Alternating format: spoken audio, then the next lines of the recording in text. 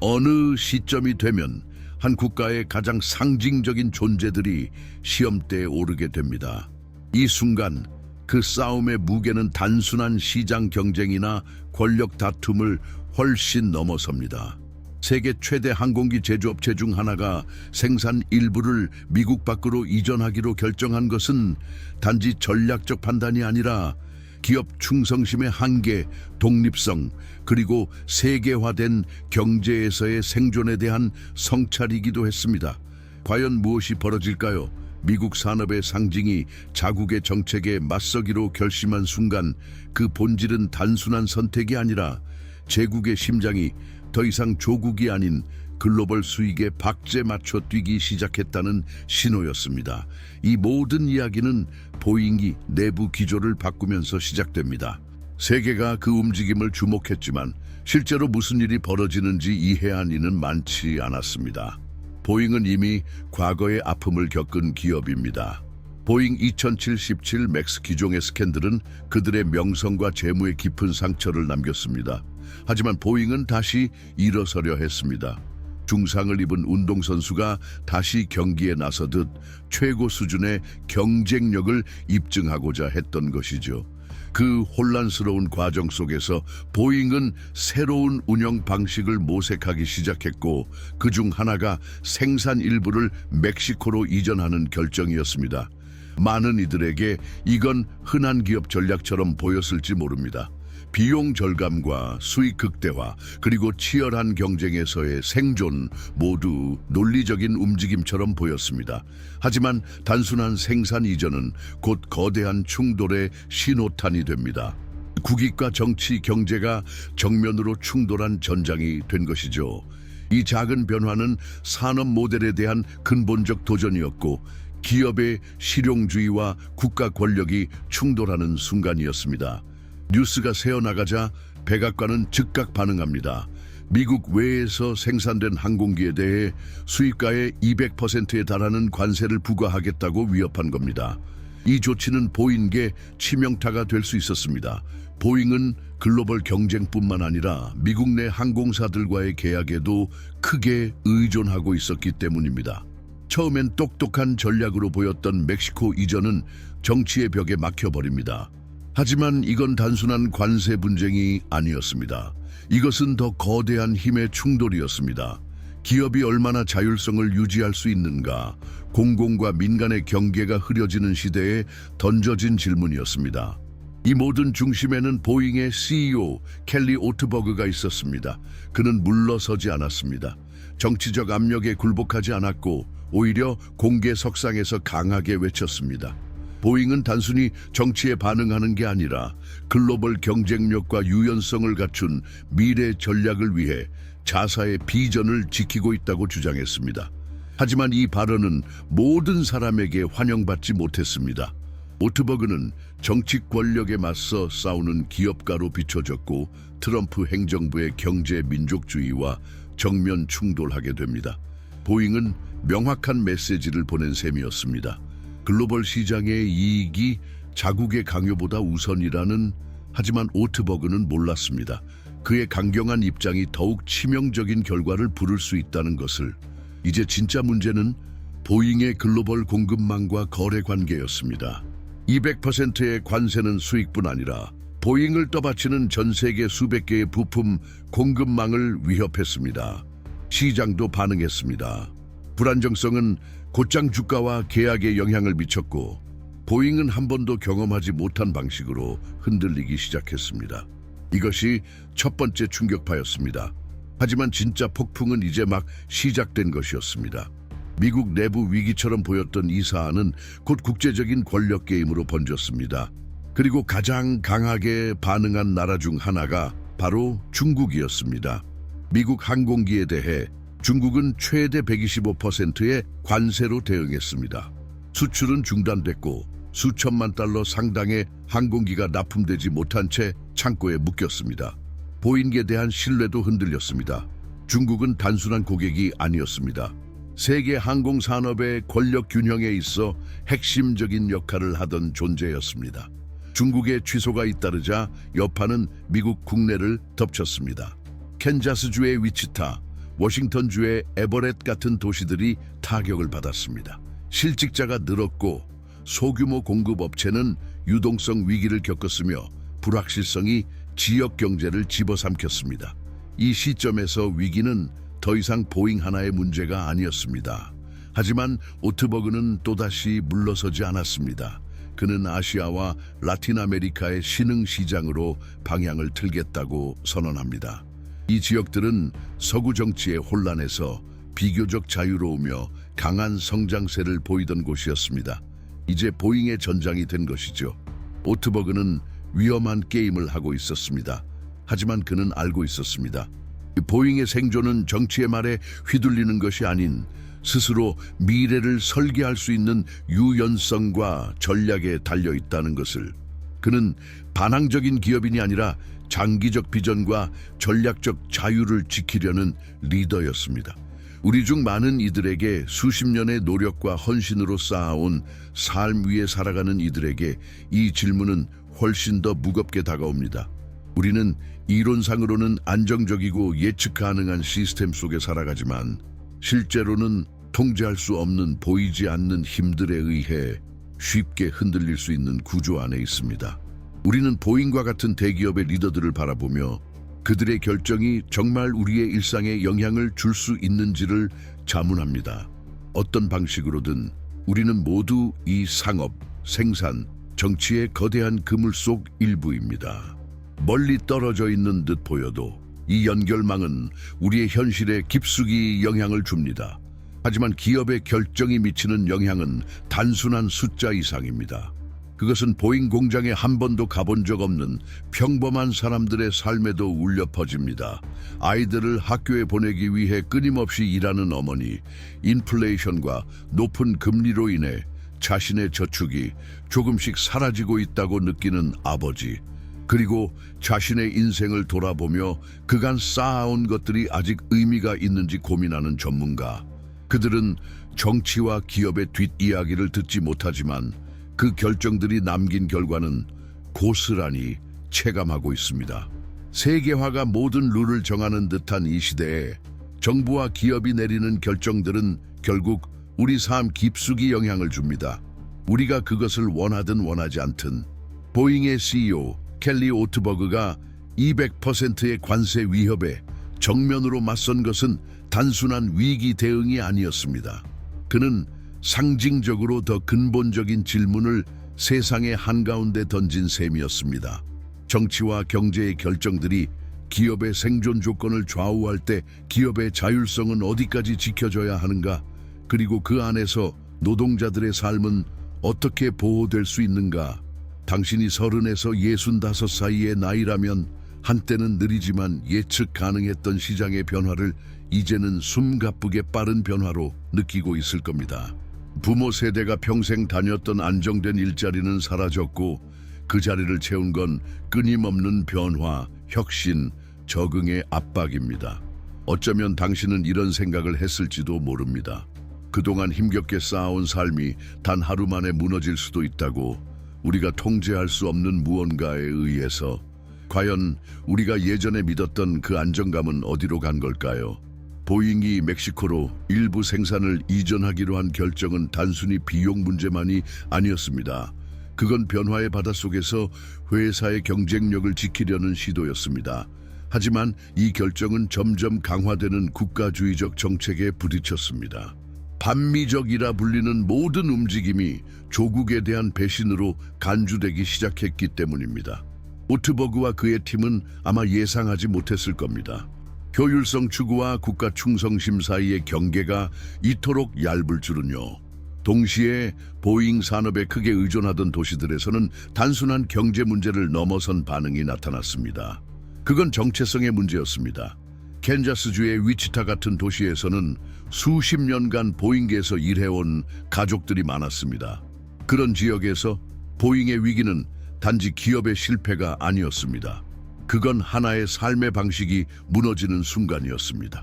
정치와 경제가 바뀌어도 열심히 일하면 보상이 따를 것이라는 믿음이 있었는데 그 믿음이 무너진 것이죠.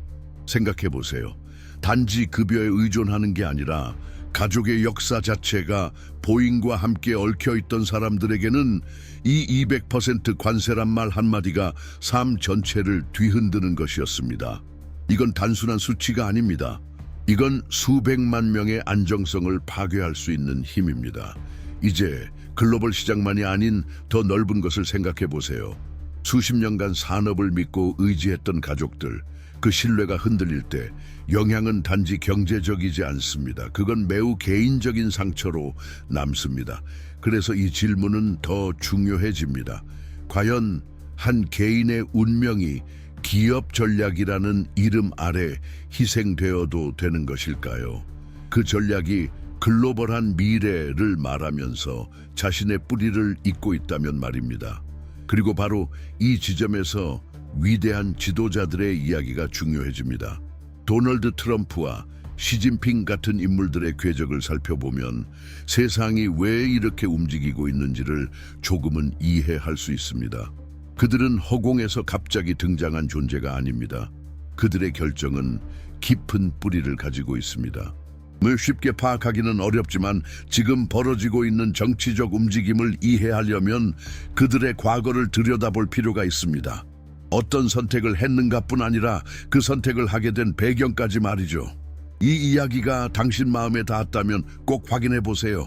도널드 트럼프와 시진핑 같은 글로벌 리더들의 전기를 다룬 스페셜 이북을 그들의 젊은 시절부터 정치적 결정의 흐름까지 살펴보면 지금 이 세계를 이해하는 데 큰 도움이 될 겁니다. 이북은 고정 댓글에서 확인하실 수 있습니다. 점점 커져가는 압박은 정치인들만의 것이 아니었습니다.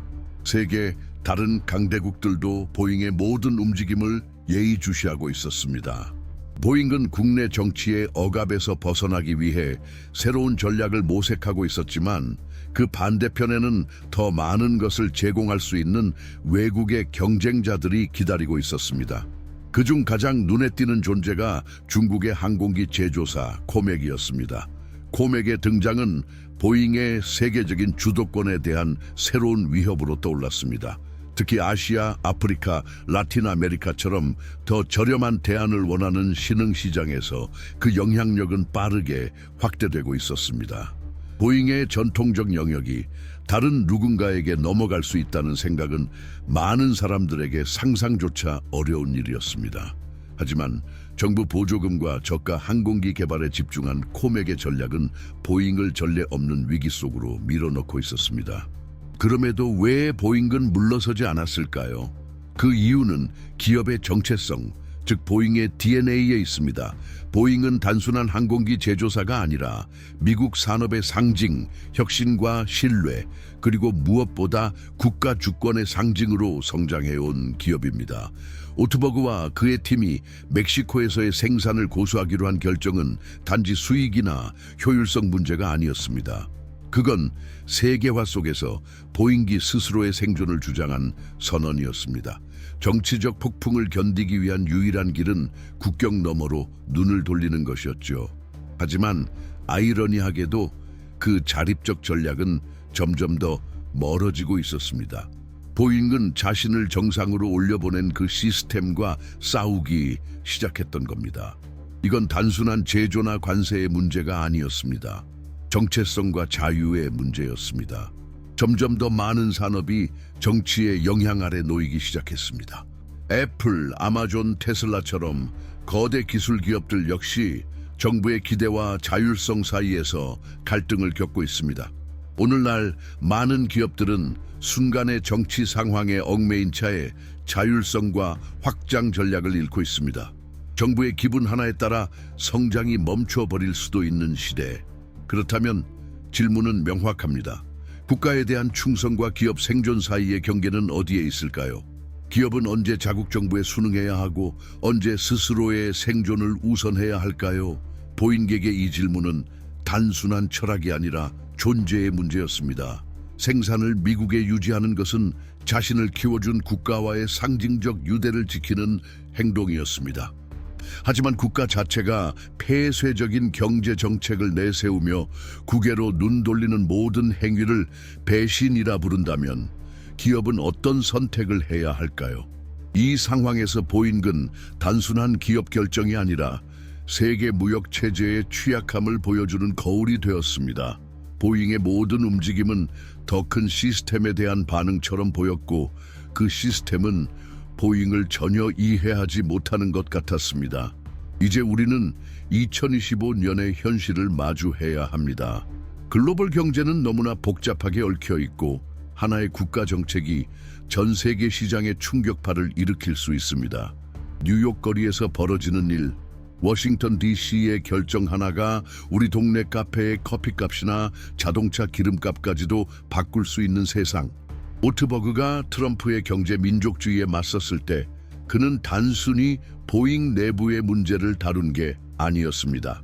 그는 세계 경제의 새로운 패러다임과 직면하고 있었던 겁니다. 무역 장벽, 관세, 이민 정책과 경제 국수주의. 이 모든 것은 이제 새로운 시대의 징후입니다. 예전처럼 자유롭게 움직이던 대기업들은 더 이상 독립적인 존재가 아닙니다. 그들은 이제 선택을 강요받고 있습니다. 뿌리를 지킬 것인가, 살아남기 위해 바뀔 것인가. 이제 기업들은 단지 생산의 주체가 아닙니다. 그들은 세계 질서를 결정하는 지정학적 체스판 위의 핵심 말입니다. 만약 이 분석이 당신의 마음에 닿았다면 채널을 구독하고 영상을 좋아요 눌러주시고 당신의 생각을 댓글로 남겨주세요. 보잉과 같은 기업의 운명은 이제 정치와 때려야 뗄 수 없는 시대에 들어섰습니다. 여러분의 시선은 그 어느 때보다 소중합니다. 보잉이 백악관과 정면으로 맞서기로 한 순간 세계는 두 개의 축으로 나뉜 듯 보였습니다. 한쪽에는 성장과 국제 개발의 약속을 품은 세계 경제의 무게가 있었고 다른 한쪽에는 고립주의적 경제 정책을 부추기는 애국적 충동이 있었습니다. 오트버그는 단지 관세와 정부의 위협에 맞서고 있었던 게 아니었습니다. 그는 기업의 미래를 둘러싼 이데올로기적 전선과 싸우고 있었던 겁니다. 그가 멕시코에서 생산을 유지하려 한 결정은 단순한 수치의 문제가 아니었습니다. 그건 그와 그의 팀이 미래를 어떻게 보는가에 대한 선언이었습니다. 그리고 보잉이 그 미래 속에서 어떤 존재여야 하는가에 대한 질문이었습니다. 결국 걸려 있었던 건 단기 수익이 아니라 이 세계 게임에서 누가 진짜 주도권을 쥐고 있는가였습니다. 정부인가 아니면 기업인가? 글로벌 수요에 맞춰 움직이는 기업은 더 치열해진 경쟁 속에서 어디까지 조국에 충성해야 할까요? 그리고 그런 움직임을 통제하려는 정부는 그 권한의 한계를 어디까지 밀어붙일 수 있을까요? 오트버그에게 있어 진짜 도전은 정부와의 협상이 아니라 새로운 현실 속에서 보잉의 정체성을 지키는 일이었습니다. 하지만 그는 예상하지 못했습니다. 정부의 반응이 단순한 경고를 넘어서 회사의 분기점이 되어버릴 것이라는 사실을. 첫 번째 관세 위협은 빙산의 일각에 불과했습니다. 그 뒤에 따라온 건 단순한 무역 이야기가 아닌 가치와 정체성, 미래에 대한 충돌이었습니다. 보잉은 내부의 정치 압력뿐 아니라 외부의 냉혹한 현실과도 싸워야 했습니다. 세상은 바뀌고 있었고 그 변화는 전혀 예상치 못한 곳에서부터 일어나고 있었습니다. 애플, 테슬라 같은 기업들조차 정부 충성도와 글로벌 확장 사이에서 균형을 찾으려 애쓰고 있었습니다. 하지만 보잉의 딜레마는 훨씬 더 눈에 띄고 상징적이었습니다. 오트버그가 전략적 결정을 내릴 때마다 그 발 아래에는 새로운 지뢰밭이 펼쳐졌습니다. 그는 코맥의 부상과 에어버스 같은 경쟁자들의 압박을 지켜보며 항공산업이 결정적인 갈림길에 와 있다는 걸 깨달았습니다. 코맥은 단지 경쟁자가 아니었습니다. 그건 많은 사람들이 신경제 질서라 부르는 현상의 상징이었습니다. 더 이상 권력과 영향력이 서구에만 집중되지 않는 새로운 질서. 이 질문은 피할 수 없었습니다. 보잉에게 성공이란 무엇인가? 서구의 항공시장 지배를 지속하는 것인가? 아니면 새로운 시대에 걸맞게 글로벌 기업의 정의 자체를 재설정하는 것인가? 보잉은 외부만 본 게 아니었습니다. 내부의 진통도 겪고 있었습니다.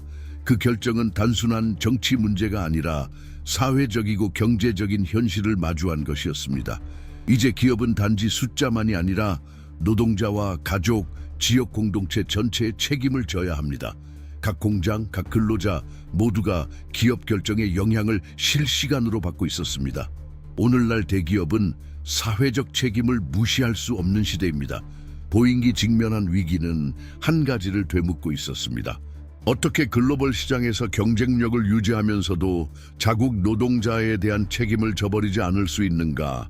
오트버그가 점점 깨닫기 시작한 것, 그리고 다른 대기업들이 인식하기 시작한 것은 예전의 기업 충성도 모델이 이미 무너지고 있다는 현실이었습니다. 기업은 더 이상 단지 주주만을 위해 존재하지 않습니다. 그들은 이제 사회 문제, 노동권, 그리고 세계적 영향까지 고려해야 합니다. 보잉은 더 이상 단순한 항공기 제조사가 아니었습니다. 그건 새로운 자본주의 모델을 둘러싼 투쟁의 상징이었습니다. 이익 추구와 사회적 책임 사이에서 균형을 잡아야 하는 시대, 국경을 넘어 가치까지 고민해야 하는 시대, 이제 보잉의 모든 결정은 세계를 울리는 파장이 되었습니다. 기업은 단지 상품을 생산하는 존재가 아니라 변화를 이끄는 주체로 요구받고 있었습니다. 그리고 예측 불가능하고 복잡한 미래 속에서 자신의 선택을 다시 생각해야 할 순간이었습니다. 오트버그와 그의 팀은 더 이상 단지 항공기를 만들고 있지 않았습니다. 그들은 보잉의 존재 이유를 새로 정의하려는 전쟁 한가운데 있었습니다. 국내 고립 정책이 강해지고 국제 시장은 전장이 되어버린 지금, 기업은 조국에 충성할 것인가 아니면 생존을 위해 확장할 것인가, 이 질문 앞에 서 있습니다. 위기가 깊어질수록 질문은 더 단순해졌습니다. 보잉은 정치와 경제의 새로운 질서 속에서도 세계 항공 산업의 리더 자리를 지킬 수 있을까? 이건 단지 생산이나 관세의 문제가 아닙니다. 기업의 미래에 대한 싸움이자 우리 모두가 몸담고 있는 세계적인 긴장의 반영입니다. 보잉이 마주한 선택은 사실 우리 삶의 변화된 본질을 비추는 거울이었습니다. 보잉 본사 내부에서 이 결정은 단순한 현실에 대한 반응처럼 보였습니다. 수익률은 줄고 경쟁은 더 치열해졌기 때문입니다. 하지만 이 선택의 진짜 배후는 누구였을까요? CEO 오트버그가 이 경랑을 혼자서 헤쳐나간 걸까요? 아니면 장기적 영향은 무시한 채 이익만을 요구하는 주주들의 압박이 있었던 걸까요? 보잉이 처한 상황은 복잡했습니다. 하지만 그 안에는 미국 산업 전체의 미래를 건 더 깊은 질문이 숨어 있었습니다. 오늘날 30에서 65 사이에 있는 세대는 미국의 산업 기반이 조금씩 무너지는 모습을 직접 보았습니다. 철강, 자동차, 항공 산업의 일자리는 더 이상 보장되지 않았고 세상은 달라졌습니다. 안정과 번영을 약속했던 목소리는 사라졌습니다. 멕시코로의 생산 이전은 단순히 비용 절감이 아니었습니다. 그건 미국 산업의 정체성이 무너지고 있다는 신호였습니다. 그것도 외국 경쟁자가 아니라 세계 경제의 구조 자체에 의해 말이죠.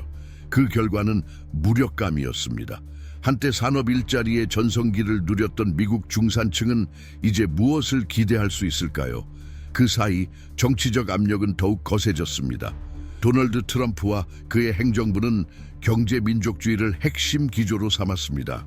미국 산업을 부활시키겠다는 약속은 특히 해외 이전으로 일자리를 잃은 지역에서 강한 울림을 주었습니다. 하지만 현실은 달랐습니다. 기업들은 점점 더 글로벌 경제 구조에 묶여 있었고 관세 장벽과 고립 정책은 이득보다 해악이 더 컸습니다. 트럼프가 멕시코에서 생산된 항공기에 대해 200%의 관세를 위협한 것은 단지 한 기업에 대한 압박이 아니었습니다. 그건 훨씬 더 큰 전선의 시작이었습니다. 단지 항공산업뿐 아니라 미국 경제 전반에 영향을 줄 수 있는 무역 전쟁의 포문이 열린 겁니다. 하지만 오트버그가 물러서지 않기로 한 결정은 중요한 전환점을 보여주었습니다. 기업의 새로운 태도, 글로벌 경쟁력과 자율성이 애국적 경제 담론보다 앞선다는 입장이었습니다. 이건 단지 재정 생존의 문제가 아니었습니다. 이건 새로운 경제 모델의 선언이었습니다. 중요한 건 미국 국경 안에서 무엇을 하느냐가 아니라 세계 시장에서 어떤 역할을 하느냐였습니다. 보잉은 트럼프만이 아니라 좁은 시야의 세계관 전체에 도전하고 있었던 겁니다. 그 사이 관세, 정치적 발언, 기업 전략이 얽히며 보잉이 마주한 진짜 위기가 드러났습니다. 그건 항공기의 미래나 방위산업 계약의 문제가 아니었습니다. 기업이라는 존재가 세계화되고 정치화된 시대에 무엇을 의미하는가에 대한 논쟁이었습니다. 보잉은 글로벌 시장과 국내 수요 사이에서 균형을 잡으려 애썼지만 그 싸움을 하는 건 보잉 하나만이 아니었습니다. 오늘날 글로벌 기업이라면 누구나 같은 질문 앞에 서 있습니다. 어디까지 나아가야 하는가? 어디까지 양보할 수 있는가? 그리고 양보한다면 우리는 무엇을 잃는가? 그날 보잉 회의실에서 오트버그 CEO가 했던 말들은 상상 이상으로 무거운 의미를 담고 있었습니다. 그는 단순히 글로벌 기업의 생존을 논한 것이 아니었습니다. 그는 어쩌면 모르게 미국 정신의 한 조각을 놓고 싸우고 있었던 겁니다. 그가 압력에 굴복하지 않기로 결정했을 때 그건 단순한 경영 판단이 아니었습니다.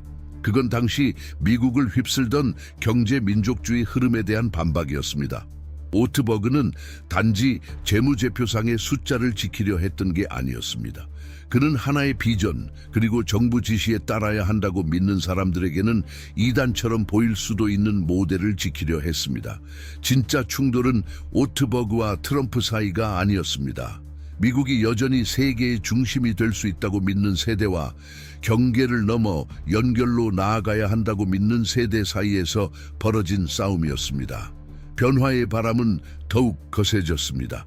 이건 단순히 비용 절감이나 효율성 향상의 문제가 아니었습니다. 이건 누가 이야기의 주도권을 쥐고 있는가에 대한 싸움이었습니다. 오트버그는 본능적으로 알고 있었습니다. 보잉의 저항은 단지 용기만의 문제가 아니었습니다. 그건 생존의 전략이었습니다. 이제 기업의 힘은 국경 안에서만 작동하지 않았기 때문입니다. 그 힘은 새로운 시장과 동맹 안에서 확장되어야만 했습니다. 조국이라는 개념은 점점 시대에 뒤처진 단어가 되어가고 있었죠. 하지만 오트버그가 예상 못했던 건 이 싸움이 시장 안에서 끝나지 않을 것이었습니다. 진짜 전장은 공공의 인식이었습니다. 글로벌 경제의 필요와 국가주의의 감정이 충돌하는 지점에서 보잉은 둘 다 만족시킬 수 없었습니다. 생산 라인을 옮기는 단순한 결정이 어떻게 주권의 개념을 뒤흔드는가? 그 이유는 숫자로는 설명할 수 없는 감정의 영역에 있습니다. 멕시코로 생산을 이전한 것은 단지 수익 추구가 아니었습니다. 그건 충성이라는 단어에 대해 질문을 던진 결정이었습니다. 조국에 대한 충성, 정부에 대한 충성, 미국적이라는 가치에 대한 충성. 이제 더 이상 중요한 건 무엇을 생산하느냐가 아니라 누가 어디서 어떻게 결정하는가였습니다. 글로벌 경쟁의 문은 열려 있었지만 그 문을 통과한 자들은 이제 더 이상 국가의 명령을 따르지 않았습니다. 그렇다면 이 변화의 대가를 누가 치르는가? 유리탑에 앉은 주주나 고위 경영진은 아닙니다. 그들은 숫자만 보고 기회를 찾을 수 있습니다. 하지만 위치타나 에버렛 같은 도시에서 보잉 공장이 생계의 전부인 이들에게 이 변화는 훨씬 더 개인적인 상실이었습니다. 그들에게 보잉은 단순한 직장이 아니었습니다. 지역 공동체의 중심이었습니다. 이제 그 중심이 흔들리고 있었습니다. 변화는 그들의 일상과 너무나 멀어 보였고 이해되지 않았습니다. 보잉 같은 거인이, 미국 산업의 상징이 단지 더 싸고 효율적인 생산을 위해 정체성을 포기하려 한다면 그건 어떻게 받아들여야 할까요? 충성과 생존 사이의 경계는 점점 흐려지고 있었습니다.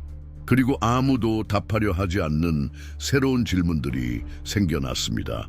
생산이 국경 밖으로 옮겨질 때 우리는 과연 무엇을 희생하고 있는 걸까요? 그건 단지 지역 일자리의 안정이 아닙니다. 그건 나라가 자립할 수 있다는 믿음이었습니다. 미국은 늘 자국 기업을 통제할 수 있다는 그 믿음이 이제 흔들리고 있습니다. 사람들은 깨닫기 시작했습니다. 기업이 국가보다 클 수 있고 시장 논리가 정치보다 강력할 수 있으며 자본의 힘이 게임의 진짜 심판자라는 걸요. 그렇다면 이 새로운 권력 앞에서 우리는 무엇을 할 수 있을까요? 보잉의 결정 하나가 전혀 다른 지역 사람들의 삶에 영향을 주는 현실에서 말입니다. 기업 결정은 이제 단지 시장의 문제가 아닙니다. 그건 사회 전체에 새으며드는 물결입니다. 중산층은 오랫동안 번영을 믿고 살아왔습니다.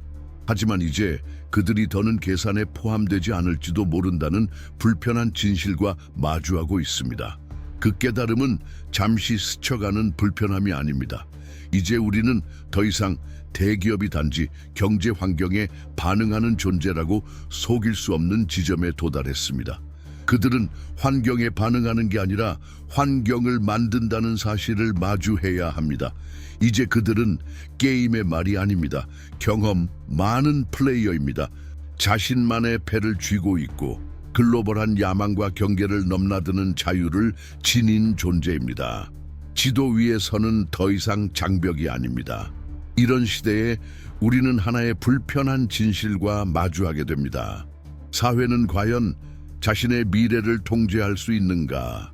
가장 영향력 있는 결정들이 국회의사당이 아니라 기업 이사회실에서 내려지고 있다면 말입니다. 보잉이 미국에서 점차 멀어지기로 결정한 순간, 그건 조용하지만 깊은 전환점이었습니다. 국가 정체성과 기업 충성이 동일시되던 시대가 끝난 겁니다.